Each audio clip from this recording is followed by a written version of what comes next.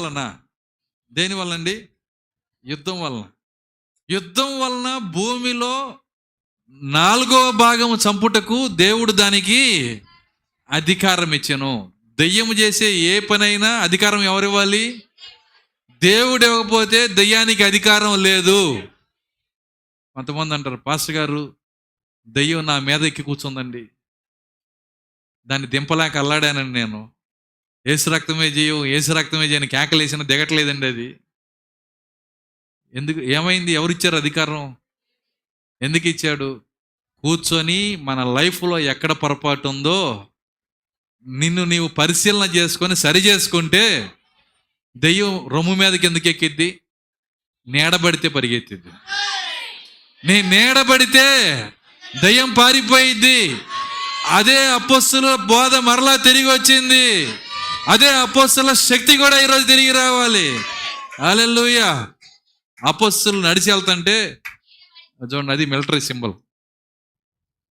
వాళ్ళ యొక్క దాన్ని ఏమంటారు, ఇక యూనిఫామ్ పైన ఇటు ఇటు కొద్ది ఒక బెల్ట్ లాగా కుట్టి, చూడండి, బెల్ట్ లాగా కుట్టి పెడతారు. మిలిటరీ వాళ్ళ వలన 4వ వంతు చంపబడటానికి దేవుడు అధికారం ఇచ్చాడు. కాబట్టి అధికారం ఇచ్చేది ఎవరంటే దేవుడే. ఏదైనా దెయ్యము నీకు ఏదైనా చేస్తున్నప్పుడు, ఈ దెయ్యం ఏందండి నన్ను వదిలిపెట్టట్లేదండి అని చెప్పమాక, దేవుని వైపు చూడు, నువ్వు సరి చేసుకో.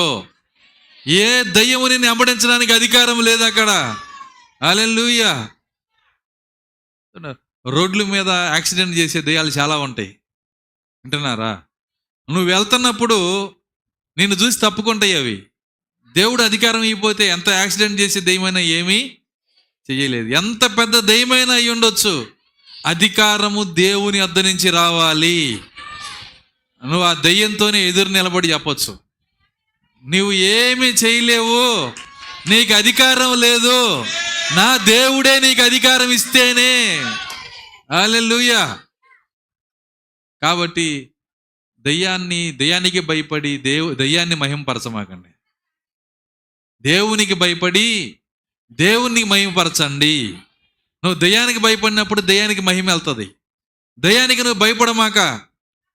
మన పిల్లలు కూడా చాలామంది యవనస్తులు కొద్దిగా ఇల్లు పెద్దదైతే మంచినీళ్ళు తీసిరామంటే అమ్మ వంటగదిలో చీకటిగా ఉందని అట్లా పెంచమాకండి పిల్లల్ని. దెయ్యం మనల్ని ఏమీ చేయలేదు. నువ్వు పరిశుద్ధుడిగా ఉంటే, నువ్వు దేవుని చిత్తం చేస్తే,